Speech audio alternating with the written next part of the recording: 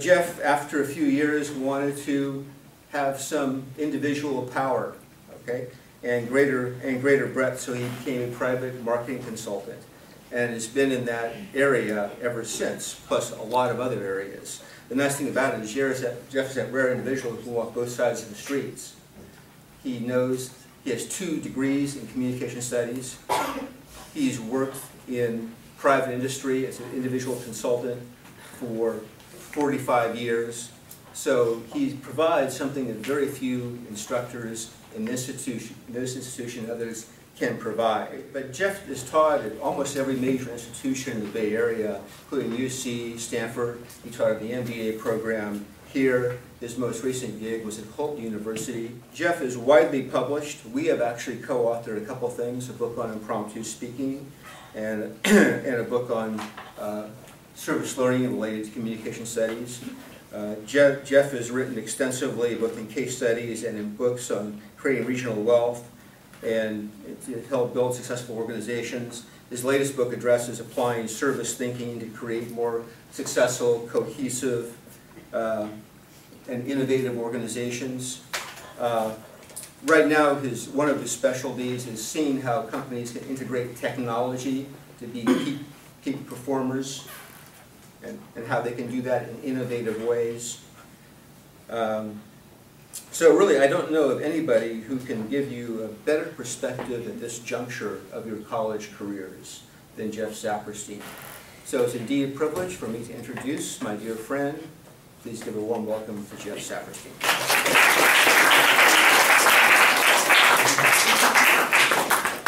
Thank you, Rick. It's always a pleasure to come back here to San Francisco State. I actually taught here for 15 years in the College of Business, graduate students. What I really want you to do in the next hour is to think longer term about your own careers and where you might be going. And I'm sure that you all have a lot of anxiety about all of this. And I hope that you're going to be less anxious, actually, after this is finished. So that's one of my objectives. And that hopefully you will also be able to have a little different perspective on how you are going to move forward. So I have no agenda for you to get into marketing or technology or get into this field or that. It's really your career. It's your fields. But I'll reflect on some of the things that I have learned.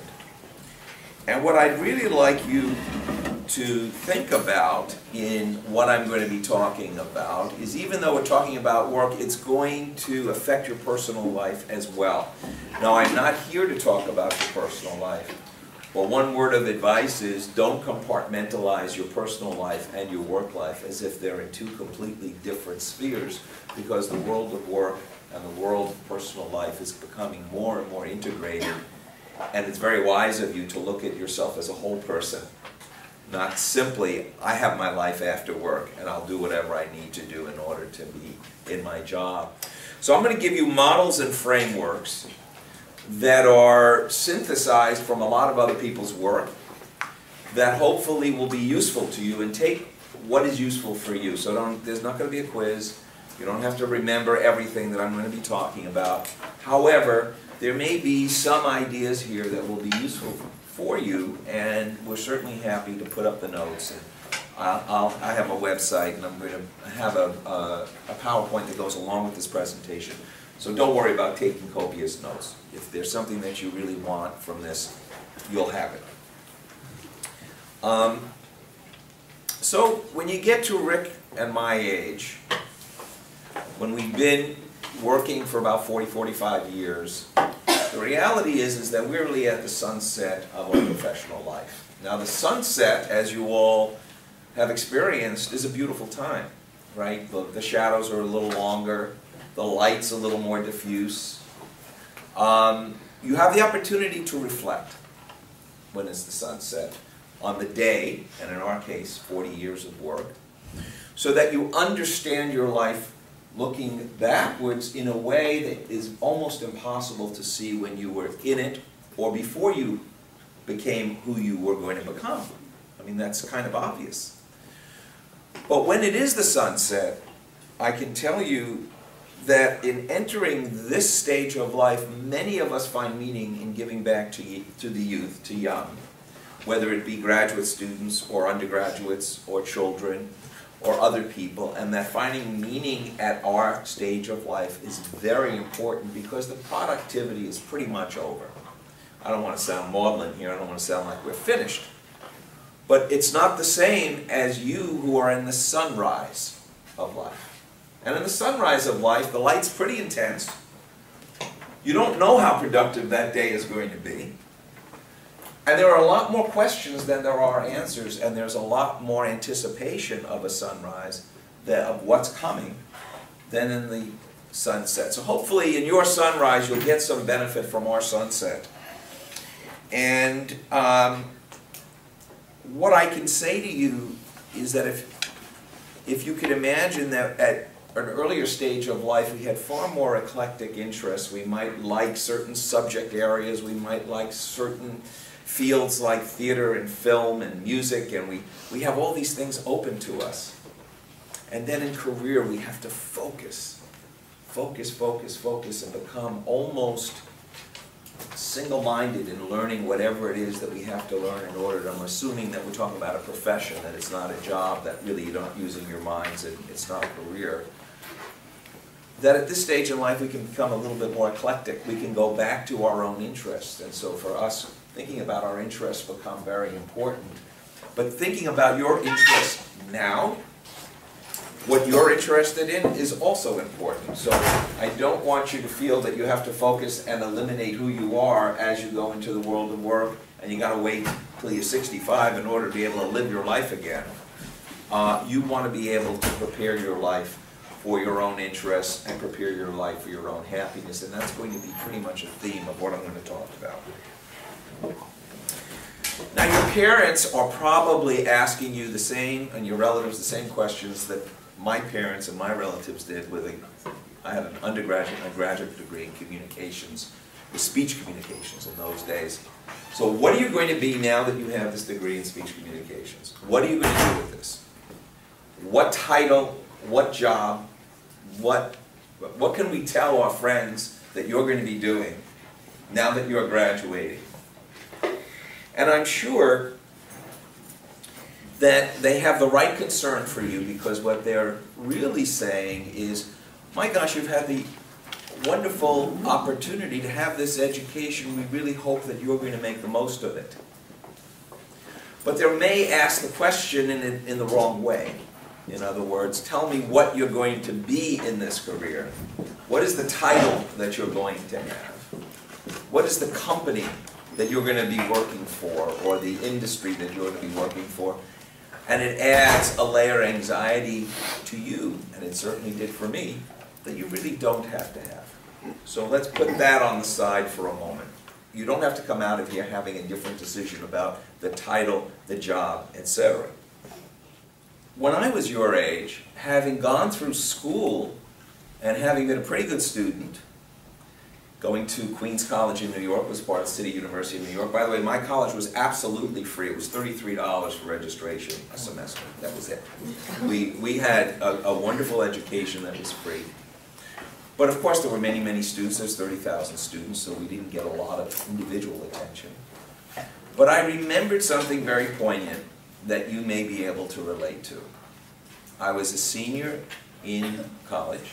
I was sitting on a park bench with my dad, and I had tears running down my face because I knew I was graduating. And for the first time in my life, I was completely bewildered and confused. And it was kind of cruel because I could not see myself doing anything that anybody that I knew who was an adult was doing. I didn't want to see myself driving a truck or delivery man or whatever it was. And yet I had no idea of the horizon of what it was even to be a professional, or how to get there, or whether I even wanted that. So I was bewildered and confused. Where am I going? Who will I be? Where will I live? Because I certainly didn't intend to live in New York City for the rest of my life, although I had no real idea where I would be going. And how do I even approach the beginning of the journey? So I was a good student who was facing anxiety about my own identity at age 20 because the path was not clear at all. Now, as it turned out, I went to the University of Denver because I got a waiver of tuition, and I was able to continue my education. And then even then, after that, I had to make some decisions, but I was a little bit more grounded after graduate school. But when I was in the position that you're in, it was very bewildering. And I can say that it's probably more perplexing now for you than it was for me, and I can't get into every one of your heads. But not only do you probably share some of those questions, you know, where am I going? Who am I going to be with? Where am I going to live? What am I going to do? Who will I become? The structures and the ways of working are going to so dramatically change in the next 5 to 10 years, and I'll get into some of the reason why, that even the kinds of jobs that you are aware of today will no longer exist or be radically transformed. And we are believing it will be about 50% of all jobs will be transformed radically, and I'll tell you what's coming. So even if you think you know what you want to do, chances are whatever that industry is, whatever that job is, whatever you think you're going to be doing, it's going to change in reality once you start getting into the world of work. So I'd like to use a couple of metaphors here. Think of what we're doing now as, I'm from Marin County, we're all sitting in a hot tub. We're all sitting in a hot tub because you are taking something in. You don't have to do anything. You're taking it in.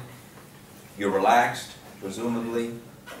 And there are experiences like at conferences or in seminars or where you're going to hear somebody speak where you really are like in a hot tub just kind of taking it all in. And that's one experience. I'm thinking now of work. So there are work experiences where you don't have to do anything. You're taking in, it could be an executive training program. It could be something where things are being done for you. Then there are careers. And most of the careers that we understood, certainly when we were graduating, are more like swimming pools. You've all been in swimming pools. They have lanes. And you swim in the lanes. And if you're going to be a tenure-track professor at San Francisco State or anywhere, your world of work is very much like a swimming pool. You do certain things that you're supposed to do, and there's a certain degree of measuring, like you would swimming laps. And when you get to a certain number of laps, you get to be an assistant professor, an associate professor, a tenured professor, and therefore there's a certain certainty and logic, and I know what I have to do. I do it, I get rewarded, I get promoted, and that's a swimming pool vision of work. Now today in universities, just to give you some data point, 50% of your teachers in universities, and certainly here at San Francisco State, are adjuncts who have no benefits, who have no contracts, who are basically working at 1/4 of what the people who are on a tenure track are working. And then you have graduate students who are also working. So you have a system that is already starting to come apart in the university system. And university education is going to radically change with MOOCs and all kinds of online. But that's not the point. The point is that the swimming pool analogy is not going to be sustainable in most professions. There will be a few, but in most professions, you are not entering a swimming pool. So if you're not in a hot tub, and you're not in a swimming pool, what are you in? You're in the ocean. You're in the ocean. Now, the ocean can have very smooth days where you're sailing along and it's great. The ocean is not a place you want to get lost, right? It's not like a swimming pool. There isn't an entry and an exit quite the same. You're going to hit some turbulence. And what you're going to have to do is you're going to have to navigate yourself in the ocean. So I want you to understand this orientation. The swimming pool, you follow the directions that are given to you in the profession. In the ocean, you got to take care of yourself. And that's what we're going to talk about. How do you take care of yourself in the ocean that is going to be work for you? Because you're probably going to work in 3 or 4 or 10 different job titles in different industries. You're going to work for some real bad people who you're going to have to get away from, who are going to be your bosses or colleagues. You're going to have to navigate with a sense of your own true north.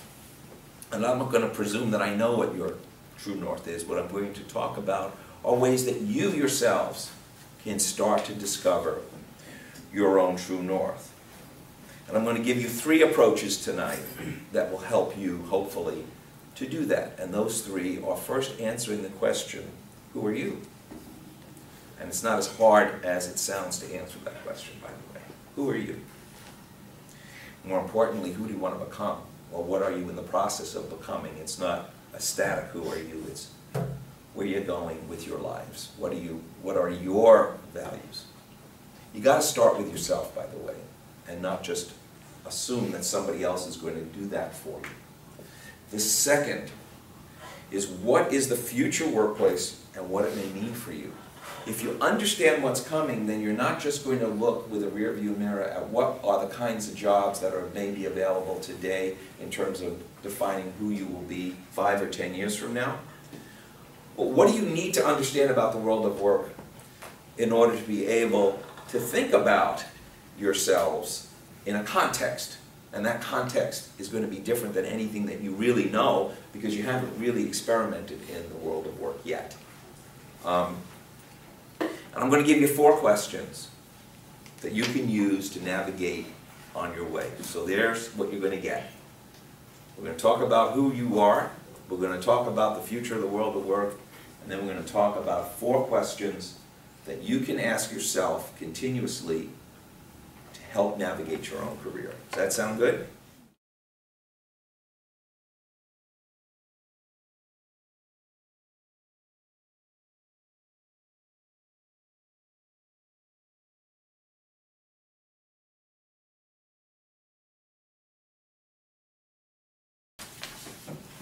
So who are you and the values that can guide you? I can tell you that vision matters. What do I mean by vision? Not that you can see 2020 in a chart. Who influences, mentors, and inspires you? Now, Rick mentioned Martin Luther King. Martin Luther King inspired many of us, and indeed Robert Kennedy and John Kennedy. These were political leaders who inspired us. Well, that's one area of inspiration. But then there are people who help us to see the world in a different way as it relates to work. And those people may be authors, or those people may be people that we encounter personally, who are bosses or are people who are in the world of work, who may show us some direction that we can consider, and so we take in what they have to say and it affects us. Many of you are familiar, I think it's Sheryl Sandberg, the one that wrote the book Lean In, right, for women, from Facebook. That's somebody who is writing on behalf of all women to kind of say, hey, you need to do certain things in the workplace. That's somebody that could inspire and mentor you who you may never meet. So we can start to become who we aspire to be. We can start to become who we aspire to be if we allow for others who we respect or that we are inspired by to help us to understand the world and where we should be going. In other words, you're not an isolated individual. Who you choose to be inspired by is going to have a great effect on your life. And I don't just mean a religious leader. I mean the people that are going to inspire you in terms of how you're going to approach your own life and your own work. Now, understand that we're not just talking about content, like getting 3 bullet points and that's what you're learning. We're talking about how you think, feel, and behave. And that's affected by externals. And there's a lot of research on this. We are affected by the people that we are around. If we're around happy people, we tend to be happy. If we're around envious people, we will be envious. If we're around people who are destructive, it will affect us. Now, Rick and I may be the last generation that is a print-oriented generation. Marshall McLuhan, who was one of our early inspirers, used the term the Gutenberg galaxy, right? Gutenberg invented the printing press. We lived in the galaxy of the words, right? We were inspired by writers We read McLuhan, who talked to us about how to think about media and how we are affected by media. And that got us into communications, by the way. We were very inspired to get into the communications field because we wanted to know how people, we wanted meaning and how do people respond to each other. It was very close to psychology, and we were inspired by McLuhan and by others. It may be that we are inspired by writers. With Rick, it was Hermann Hesse, and that got us into Eastern thought. It could be John Steinbeck, who had The Allure of California. In other words, people that we read inspired us when we were young. It could be music, and the way we saw young men, the way they saw women, were inspired by listening to Joni Mitchell or Judy Collins or Joan Baez. So it doesn't have to be just who you read, it can be who you listen to. Who do you allow to become part of your psychological furniture? How do you arrange the way you experience the world? You can be conscious of it. So the first thing I want you to understand, if you would, that you can consciously choose who you're inspired by. You can consciously choose who you're mentored by. You can consciously choose who your friends are going to be, in understanding that they will have a great effect on who you will become. Does that make sense? And that may mean that you make changes through your life because you'll be inspired and you'll be hopefully working with different people who will bring you up and not bring you down. I had the privilege of having a very tough but fair boss in New York when I worked in the advertising industry, somebody named Gene DeWitt, who reached the very highest pinnacles of the media business in New York, and I was one of his, if you want to call it, disciples. I worked for him. He created a bar that created excellence that I aspired to, and it brought my level of work way up because I wanted to be acknowledged and recognized by that kind of individual. And so I'll give you one piece of advice here. Please choose people who will give you a higher bar, not a bar that just doing okay is all right, because you'll never get better. Okay? It's kind of like if you all got A's without doing any work, you probably wouldn't learn very much. So you want to be sure that you are inspired and you're working with people who set a higher bar. So there are certain values that I'm going to show you. Daniel Pink is the person who came up with several of these, if you're interested in following up. But in your generation, there's a different set of values than in our generation. And what we've learned is some of these values may be more important to you than others. But the first is autonomy. If we had a lot of time, we would discuss this together. But I'd like you to think about what is autonomy. It is your own personal agency to make choices about where you're going to work. Maybe you want to pick up and work in Paris for a year. Maybe you want to work from home. Maybe as you get married and you have a child, you want to work from home and be able to take care of your child. Maybe you're going to want to work very hard for a few years and then work less hard for several other years because you're going to have other experiences. And being able to be more in control of your own work structures enable you to have autonomy. So think of autonomy as having a direct agency in your life and making those choices. There is no reason today, in 2015, that 40 hours a week, 50 weeks a year, is the norm for what you should be working. That was generated 70 years ago in a completely different economy. You are not in that economy. So even how you think about your autonomy, being able to be a freelance sometimes, being able to be a manager, taking more responsibility, working within a corporation perhaps, working outside as a teacher perhaps, maybe taking a job where you get summers off, maybe taking a job where you travel a little bit, and then you get to experience different things will be part of your decisions about your autonomy. You are not locked in to a 40-hour week, 50 weeks a year, going to an office so that everybody sees you're working there. That assumption is now an incorrect assumption, certainly for your generation. Secondly, and this is very important, you need to have a mastery of something. In other words, it's what my son calls traction. You have to have traction. You have to have something, whether it's you know how to make an app, you know how to run meetings very well, so you're a good project manager, you're a good marketer, you understand how to read contracts, you might be a paralegal, you might be in the nonprofit world and you have mastery of how to get a grant. I'm talking very practical, what can you do? Not that you got a degree at San Francisco State, you read a lot of you wrote a lot of papers, you got a lot of grades, and I've accomplished getting a degree, because that is meaningless unless you can translate that in what can you do. So mastery is what can you do, and that's going to change over time and become more and more important.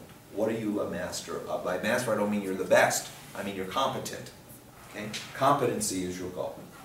And you can master a lot of things, but you have to understand that you have to have something that is clear, that is recognized by the marketplace as valid, and that enables you to say, I'm competent to do these kinds of things because I've had those experiences. You may not have it yet, but it's something that you can work toward getting. Because if you have mastery, you will have autonomy, because you'll be able to be in projects, you'll be able to have a lot more control of your own life if you have that mastery. The other thing that people your age are concerned about is purpose. Now, not everybody has to cure cancer. We're not talking about that kind of purpose, although it's, or global warming, that's a good objective. But why are you doing what you're doing? Is it meaningful? And being meaningful can be that you're serving a group of people that you care about, and that is meaningful, and thereby you glean purpose no matter what your job is. And that's going to be important, because only you can talk about what's purpose and meaning for you. Because what's meaningful for me is not what's meaningful for you, and you have to be able to determine that for yourself. Again, you may not know that yet, but it's something you want to work toward. Progress. You want to see that the work that you're doing, that something is actually happening, and that you're able to progress, both in your skill sets and in that something has happened as a result of your work. Clearly, people who are physical therapists get a great deal of satisfaction when they see somebody who has great physical disability get to a place where they have mobility, and just getting somebody to the place where they can walk is very, very purposeful for somebody who is a physical therapist. You may find other things are purposeful for you. And the last is sharing, which sounds kind of weird.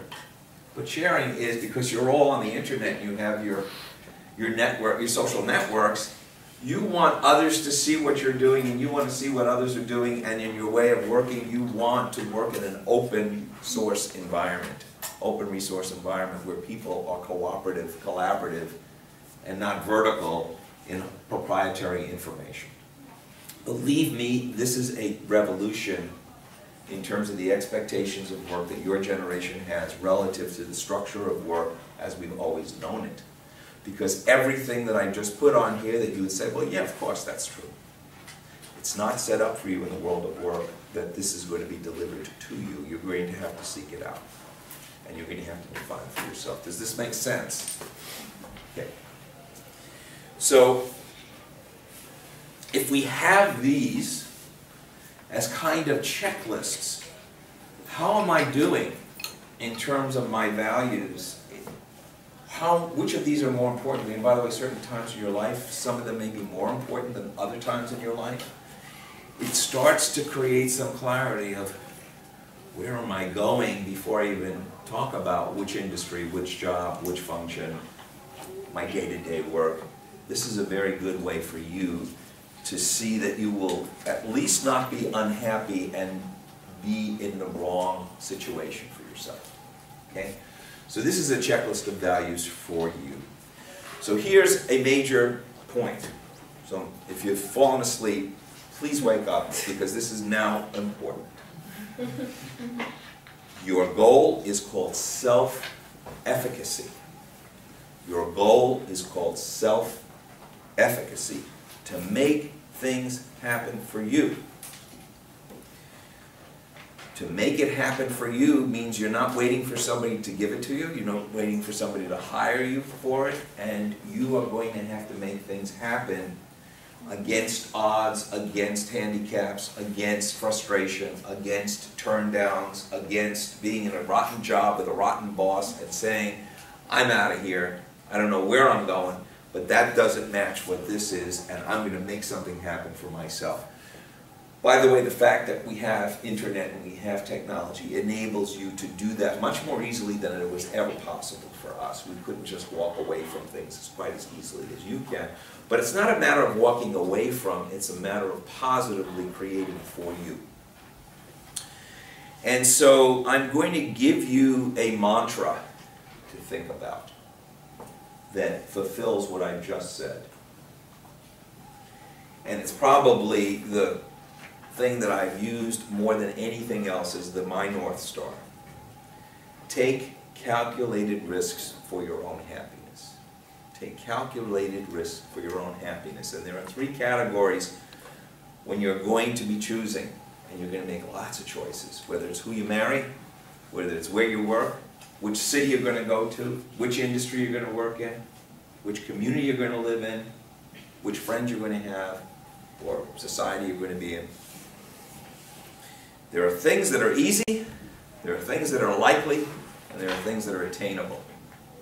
It would have been easy for me to stay in New York City.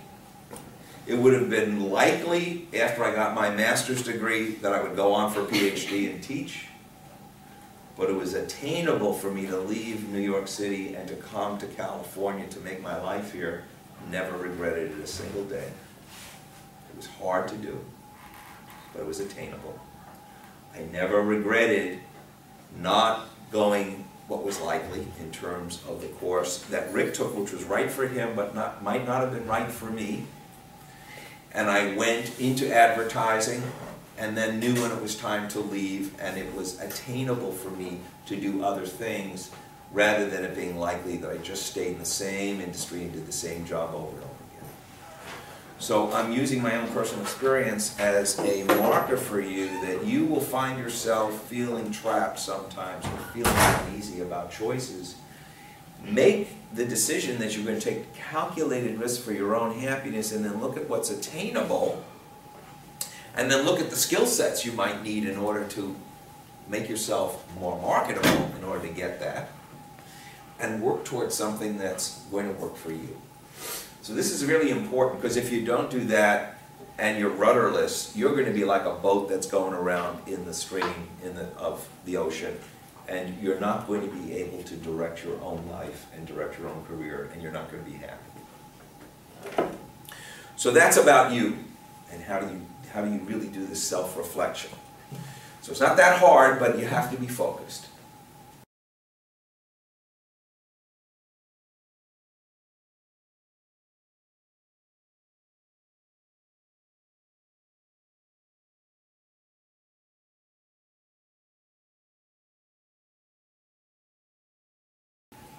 To the emergent world of work. Let's stay with the ocean, because I don't want to talk about the swimming pools that you could enter. I want to talk about the ocean, which is more likely what you're going to be in.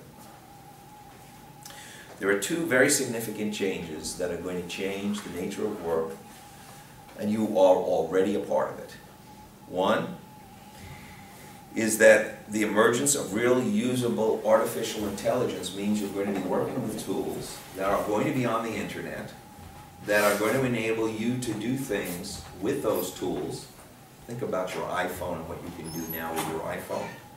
Think about the cloud and big data and social and how that's going to be involved. And I don't want to get too technical, but artificial intelligence means that you're going to be working with intelligent service assistants that's going to change the nature of what your job is going to be, or even how you learn, or even what you do. So you're going to have to learn these systems as part of your work and leverage yourself with it. I'm going to get into a little bit more about that so that it's clear to you. The other is that you're going to be online, connected in a global network. Because you're going to be connected online to a global network, you're going to work with people all over the world, and you're going to work with people who are very different than you. And by the way, this is the last time that you'll ever be all with people your own age until they will you into the nursing home. And then you'll be with people your own age again. But between now and then, you're going to be working with very different kinds of people than who you are. And your age group, the languages, the cultures that they come from, you're going to work globally, and you're going to work online. And by working online, the nature of your work is going to change. And artificial intelligence, they're called cognitive service agents, they're called a lot of different things. Think of the Google driverless car and what that's going to mean for the auto industry, what it's going to mean. That means that the auto industry is going to be the software industry, basically, and that we're going to have a very different experience.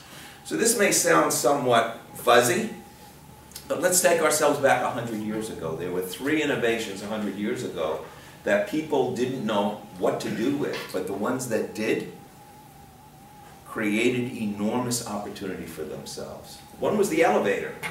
Many of you may not realize this. The hydraulic elevator was invented by Elijah Otis back in 1852. It wasn't until the beginning of the 20th century that buildings actually started to get taller, because everybody thought of the elevator as an alternative to stairs, and stairs you could only build to the height of what a man or a woman could walk. So all places were just 5 or 6 stories high. Imagine if you are in a city and you understand the potential of what an elevator could do. You would understand that you could build taller buildings. You would understand opportunities of creating corporations that are down in one area in which the height of the buildings wouldn't matter. And if you were in the construction business, if you were in the architecture business, that one invention of the elevator could create enormous opportunity for you, because you didn't have to know how to build an elevator, you had to know how to take advantage of what an elevator could bring to a building or to an area. Something called the horseless carriage. They didn't know they only knew horses. So everybody called a car or a truck a horseless carriage because there wasn't a horse, and for thousands of years the only motion was a horse. We even used to, in Rick and my generation, used to talk about horsepower for a car, which is an anachronism because that was the way that we referred to transportation. So imagine you in 1914 have this motorized vehicle, and you're understanding that you're not limited to deliveries within 10 miles, because a horse could only go 10 miles. You could go 50 miles. And that a horse could only travel a certain pace, but you could go a faster pace.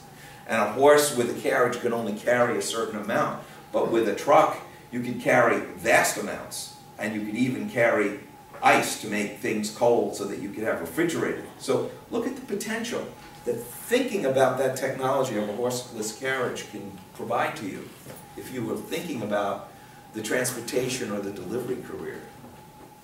Then let's take a look at another invention, and then we'll move on,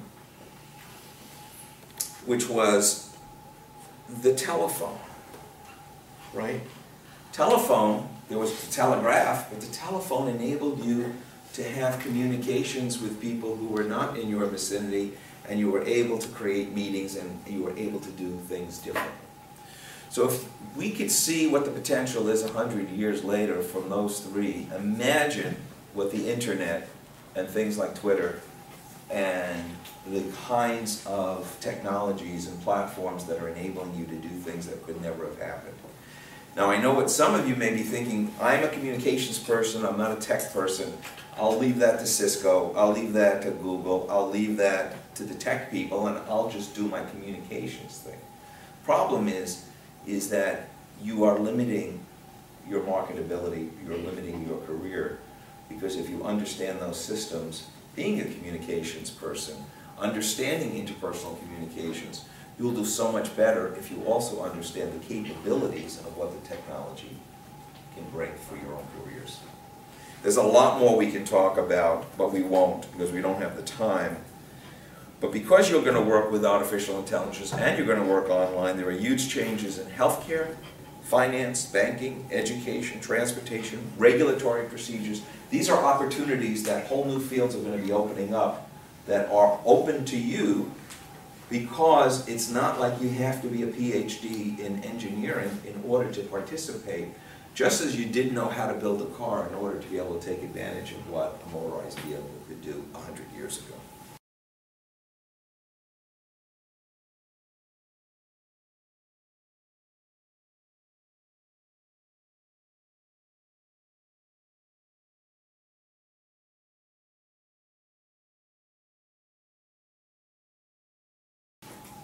So here's the next point that I hope you're going to wake up for. You will need continuous learning of systems and skills, building your own professional brand, meaning that you can't rely on somebody else to build your brand of who you are for you. You're going to have to continuously learn, and that doesn't mean going for a PhD. It means ongoing education, both informal and perhaps formal. You have to expand your network of professional relationships, because your professional relationships are going to open up opportunities for you. Not the friends that you hang out with after work, but your professional relationships are going to open up opportunities. And that will help you for self-efficacy. Okay, so that's kind of that package. The last thing I'm going to talk about are the 4 questions that you're going to need to navigate your career. And these are tough but simple questions. The first question is,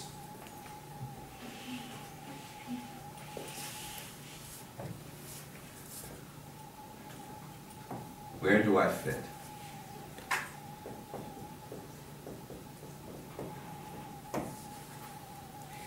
Where do I fit? Where do I fit? You kind of feel that when you go into a party and you don't fit, right? People are not like you. So you kind of understand where you don't fit is. But we're talking about different where do I fit. You cannot know yet where you fit. You know where you fit or don't fit today. But again, think about your career as the beginning, the sunrise, right? Do you like to work in rigid structures, or do you like to create your own structure? Do you like to work in large organizations, or do you like small groups? Do you like to work with data, or do you like to work with people and concepts? Do you like to work in teams, or do you like to work by yourself? Do you like to work on projects that have a long timeline, or do you really like to work on projects that have a beginning, middle, and end, kind of fast? Do you like to work under pressure, where there's constant deadlines, or does that make you crazy and you really want longer time frames in order for you not to feel pressure? These are questions that are not right or wrong questions. There are many questions, and by the way, there are lots of tests that you can take to see what you're comfortable with in terms of your own proclivities. But where you fit is also, after you've been in the world of work for a while, you're going to see where it works for you and where it doesn't. So working in different environments and working in different sectors is actually very good, because you get to see how does it feel to be working with a group of techies and I'm the communications person.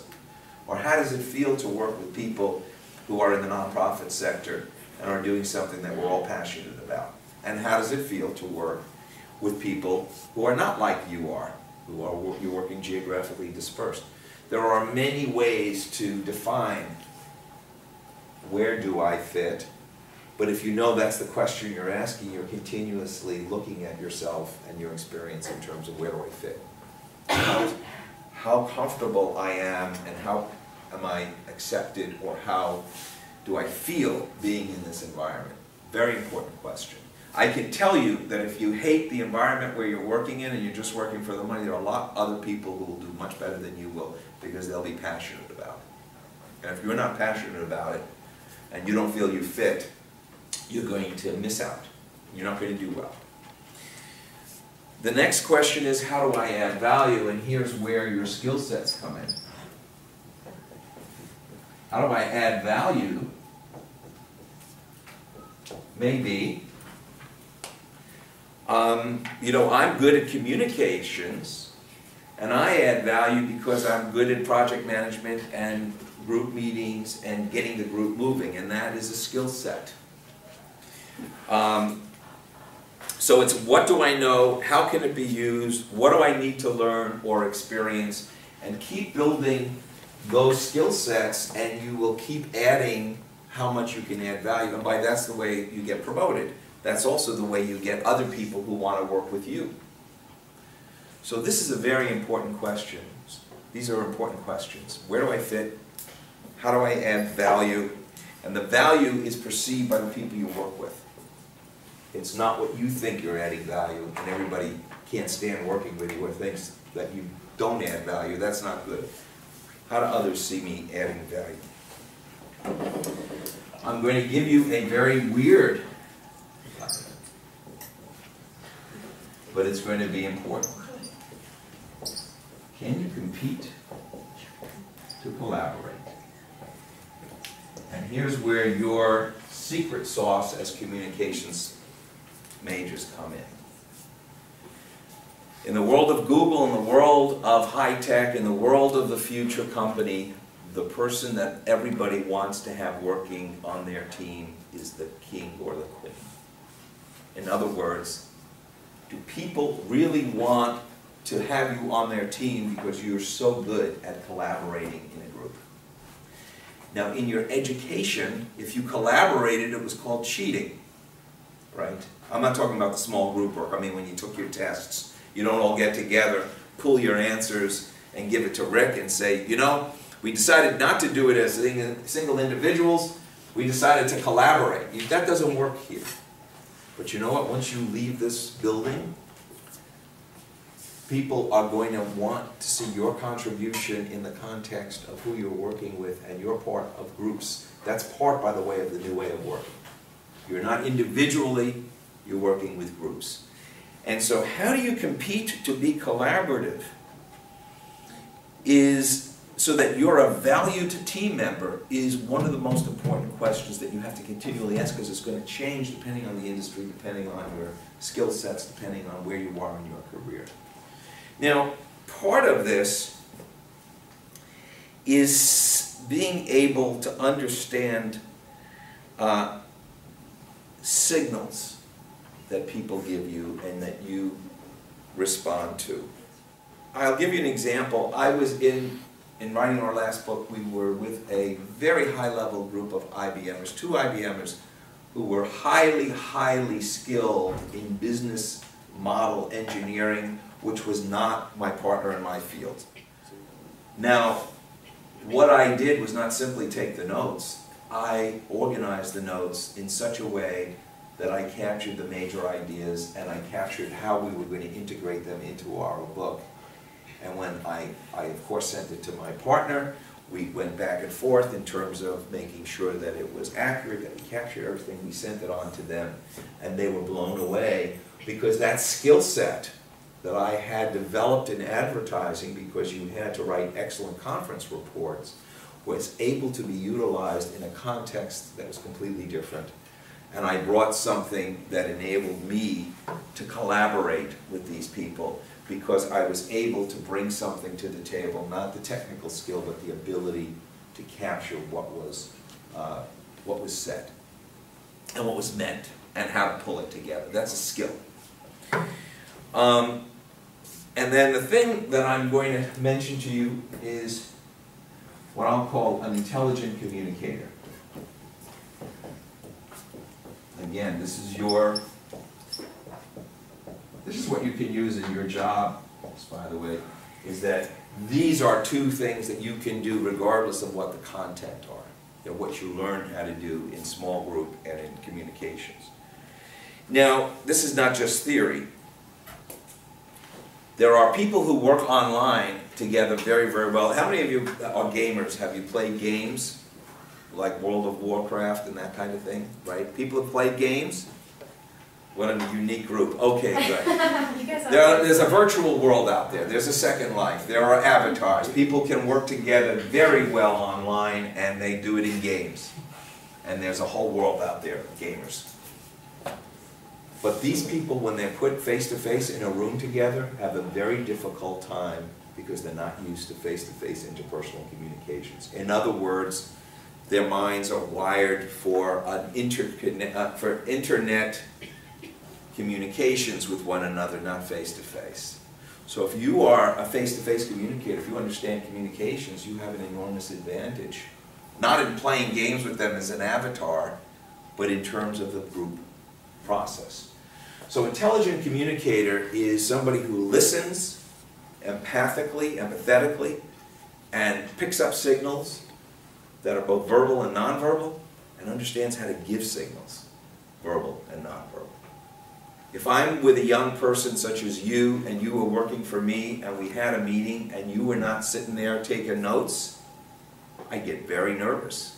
Is this person a sieve? Are they going to remember anything? So by you giving a signal of not only taking notes, but recapping for me what you understood we said, by being a good communicator, you're making me feel like you're dependable. You're making me feel like you're reliable. You're signaling me that you're a damn good employee or a damn good colleague. And if you're there thinking, I can't wait to get out of this meeting and whatever this guy said doesn't matter, well, then you're giving me a different signal. And believe me, those signals count. Now, if we were in a social situation and you wanted to be giving a signal to somebody who you wanted to enter into a love relationship with, you would know how to signal that person. You would know what kinds of signals to give to enter into a relationship. So this is not a skill you don't know. The problem is those skill sets of friendship or lovers is not the skill set. Same principle, but it's not the skill set at work. Your signaling and your ability to read signals is going to be one of the most important things in your entire career.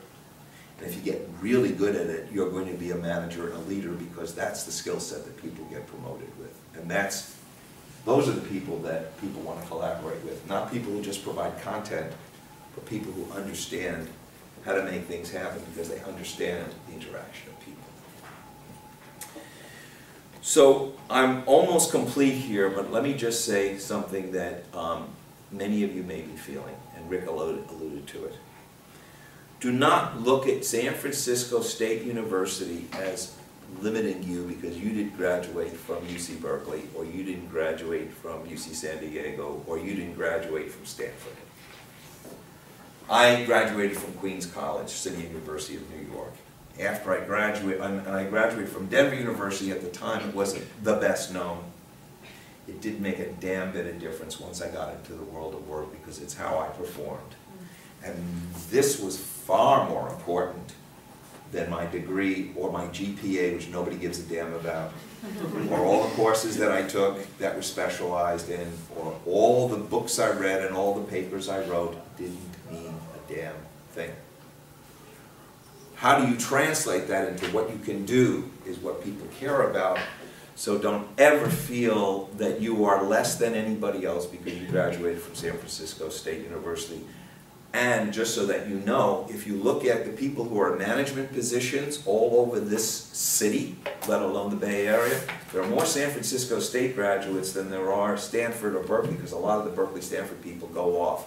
People at State are the ones that stay in the Bay Area, and they are in many positions here. And one key that you can do is look at the background, because it's all on LinkedIn. Take a look at people in the field who have graduated San Francisco State, and you can start to relate to them as alumni. And that's one of your keys in terms of leveraging San Francisco State rather than feeling insecure that you only graduated from San Francisco State. So don't look at the company, the title, and the immediate compensation for your guide. I will tell you that there are certain places that are known for being great places to work. There's a company called Glassdoor that enables you to see what people say about the places where they've worked.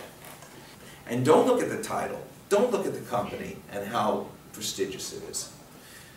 I did some research in the nonprofit sector to see where are the best places in the nonprofit, and I was amazed that one of the best places, as reported by the people who worked there, was the Alzheimer's Regional Office in the Bay Area.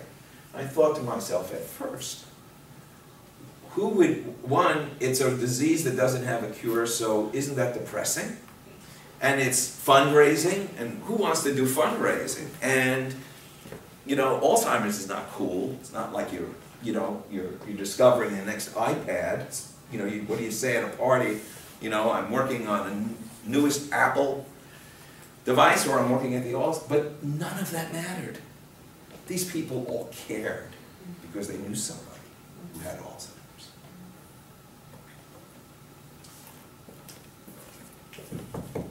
They had purpose. They had sharing. They had power. That was a great place to work for them. I'm not saying it's a great place to work for you. But that's a lesson. That doesn't matter, the prestige of the company. How does it fit you? How can you add value in a place like that? Who are those people? And are those the kinds of people that are going to develop you rather than suck you dry? Because there are people out there who are vampires who will suck you dry. And at your stage of your career, that's not who you want to be. That's not who you want to work with. So, what would I say to that 20-year-old? His dad and perhaps your parents and yourselves. One, it's going to be all right. You will learn through your experience. If you can understand yourself and what you're becoming through conscious work for vision, mentors, professional contacts with some idea of what's important to you in terms of your autonomy, your mastery, your purpose, your progress, your sharing. If these are important to you, then understand that it's a guide for you, and you evolve to understand where you fit and how you add value and how you can be valuable as a team player and how to be an intelligent listener and communicator. If you can do these things and this, and understand the world of work is going to be very, very changeable so that there are no fixed plans, there are emergent plans, then I think you'll be able to navigate your career. You're going to be able to participate in the turbulent, ever-changing economy. And most importantly, you'll have purposeful, meaningful work that will make you happy. Good luck.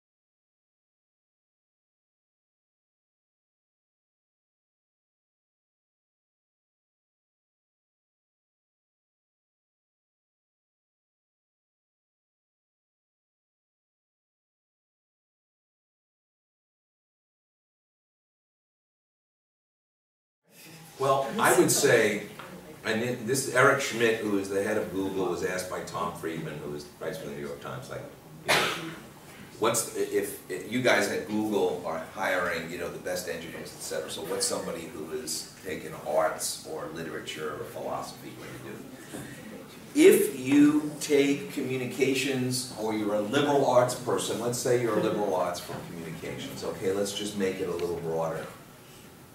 If you're only a liberal arts person, you have no place at Google.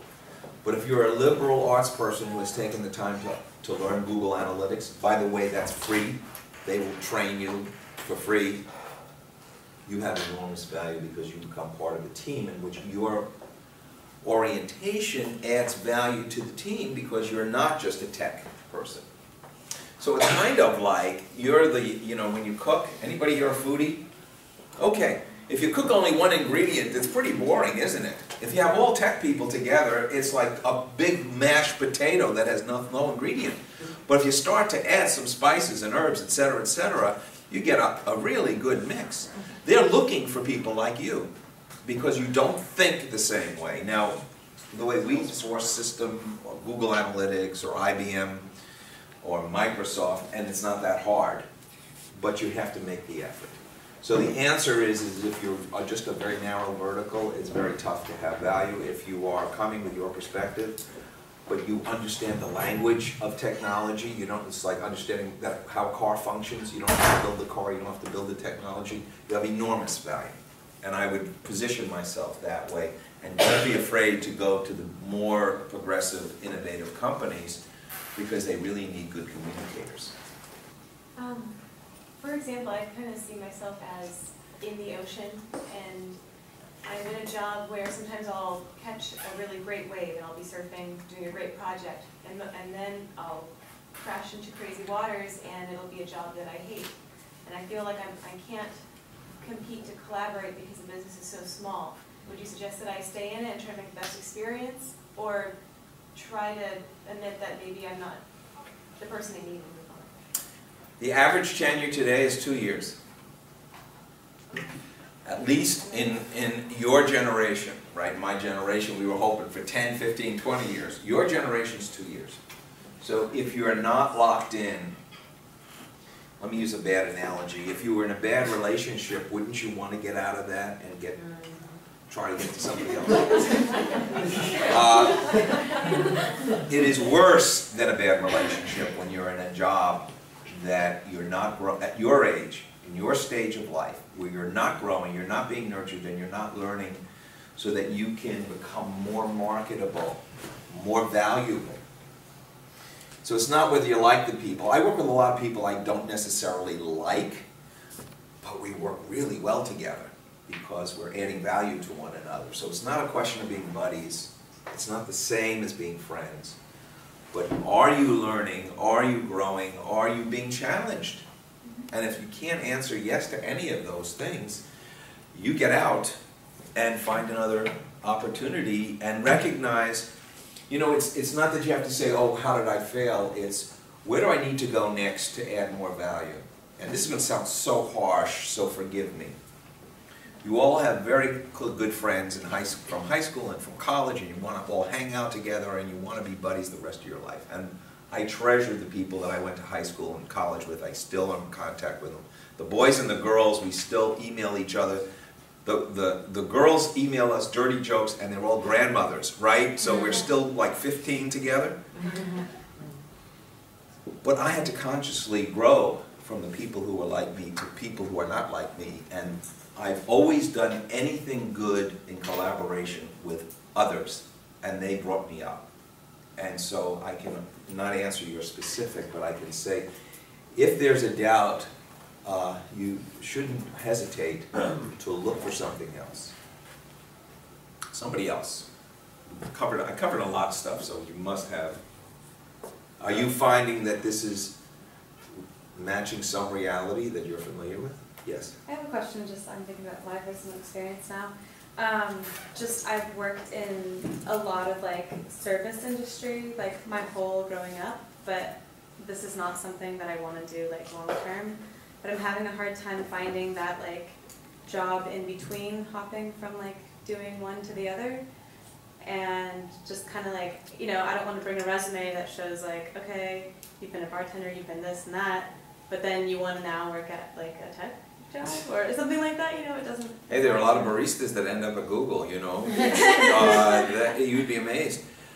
I first recognize that people are more and more working on projects. So the idea, gee, I can't show anything less than 3 years in a full-time job, which was true historically, is now not, at least in the Bay Area. What projects have you worked on, and what did you learn, and what can you bring, is an important part of this. So don't think of it as I have to have a certain longevity and a title and I need a full-time job. I could, for most of my career, and a lot of times I gave the talk here, I had a layered career. I was consulting, I was writing, I was teaching, I was doing many things simultaneously to create what would be a layered career. And sometimes my consulting would be more prominent, sometimes my teaching would be more prominent. So the advice I would give you is think of yourself much more as a verb than a noun. I'm not thinking of myself as a teacher, a consultant, a marketing and advertising, a writer, a author, mentor. I mentor, I teach, I write, I consult, I project manage. In other words, I have a whole range of skill sets, and if you could start to approach it that way, you'll have more courage to go out and do a really cool project, but it might not be a full-time job. And or even take, while you're working on your regular job, take some projects so it'll get you to your next level. Yeah. Just to go off of what you just said, I'm in the service industry, and for my internship, I got one with a restaurant hiring app downtown, and it's a startup, so I got to but when I interviewed for the internship, you know, they asked me why I was interested, and of course one is because I need one for this course, but I got it before this started, and I told them the same thing, like, oh, I work in the service industry, and I don't know what, I need the experience. Otherwise, hi, I'm a server, I have been for 7 years, you know? So it was very helpful. Let me just build off what you just said. Let's say you've been a server in a restaurant. And now you're going for a job that is what we would call a tech job. There are aspects to being a server in a restaurant in terms of connecting with people and understanding how to make how to be in service to other people that you have learned. You have a sixth sense. And that you can take that and again translate it not, oh, I was a server in a restaurant, so, you know, I did that same thing over and over. No. Let me tell you about some of the people that I dealt with as a server in which I learned how to work with individuals who have special needs, or I worked to make people happy and to create an ambiance for people. In other words, take it not to the function that you did, but take it to what you learned that's applicable to a situation where you know it's going to have value. There's almost no job that you can't say that you have learned something if you apply yourself and try to add something to that job. Does that make sense? Oh yeah. No, and I've enjoyed, you know, working in the industry because I do learn a lot and how to interact with people, but it is that a really intimidating feeling to be like, oh, how am I going to go in there? There's a wonderful woman named Margarita Cujes who I used to bring to San Francisco State, who's considered to be one of the most influential women in Silicon Valley. She's a fellow at Stanford. She is involved in some very, very sophisticated behavioral technology stuff. She's all over the world now. She's, you know, was head of the Hispanic network, and she came from a Mexican American and an Indian family in which nobody else in her family went to college. And she went to Stanford, and she said, you fake it until you make it. Which I could never say with the straight, you know, I couldn't say it the way she can say it. She was feeling as an imposter most of her life, and she faked it until she made it, and she is today, you know, she became an engineer, she is as accomplished as anybody, but she had to get over her own inhibition because of her limited horizons in her background, or the kinds of things her family couldn't even understand what she was doing, let alone, you know. So I use that as an example in that those are people. Now, you don't have to be a Margarita. You can be, although if you looked at people like that and said, wow, that woman, look at what she did, and I am inspired by her. That's a wonderful way of looking at people who have transcended the limitations of their background. That's kind of what I tried to say. I had to transcend the limitations of my background, not deny my background. I had to transcend my background in order to be able to do what I wanted to do. And had I stayed with what was either easy or likely, I could not have done that. So I'm encouraging you to take calculated risks for your happiness, basically. Maybe we take one or two and then, yes? As comm majors, you know, we learn vital skills about human communication, but to translate it into fields like business or tech or things like that, you did mention like getting into projects and, you know, using that to build up your skills, but how does one create opportunities to have short-term projects like that, or find opportunities to be able to, you know, pursue those projects and then use that for our resume? Great question, and you know, there are opportunities to work as a nonprofit volunteer in which you could work on projects, service learning projects while you're in school, and then out of school you can work in associations, you can work at trade shows, you could work in the nonprofit world in terms of hands-on stuff, or work for the United Way in doing a project.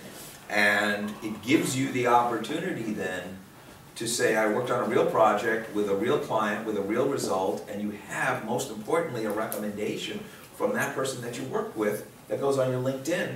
And now you have, what you've done is you've constructed a project that enables you to have a simulated career experience. Does that make sense? And that's, by the way, that's what I did at Holt. That's the future that I see for myself, is creating projects, mostly with high-tech projects where they're working with platforms for people to work on a platform that they can be mentored by real industry people and get that kind of experience, because you're locked out of most really, really good jobs because their recruitment is very narrow. So I'll give you, because Rick asked the question, it'd be very difficult for you to get a job at IBM. IBM has 400,000 employees. They're looking to have 100,000 employees. They're by attrition. It's too big of a company, right? And companies like Google are tiny compared to, or Apple are tiny compared to IBM. So getting a job at IBM or Apple, for example, is hard. But they are a galaxy of vendors and partners and people who work with their systems, and so you could work for an IBM. So if you did an IBM project and you're not going to get hired by IBM, maybe there's a partner that is our client that will look on your resume and you did a project with IBM. That's a simulation of an IBM job. You're now credible in that world of where you fit. Does that make sense? And it doesn't have to be a high-tech company. It can be anything. Somebody else, and then... Well, I hope that you would be less anxious. Did I succeed? For those of you who stayed, are you a little less anxious? Okay. So we did what we wanted to do. And it's going to be very exciting moving forward. I can tell you that everything you hear about, you know, there are no jobs, it's baloney. If you go out there and you are mastering your own fate and you are navigating your own career, work with people that you believe are good people, and they will bring you in on projects, and they will open doors for you, and you don't have to look at it as you're doing it yourself. Thank you.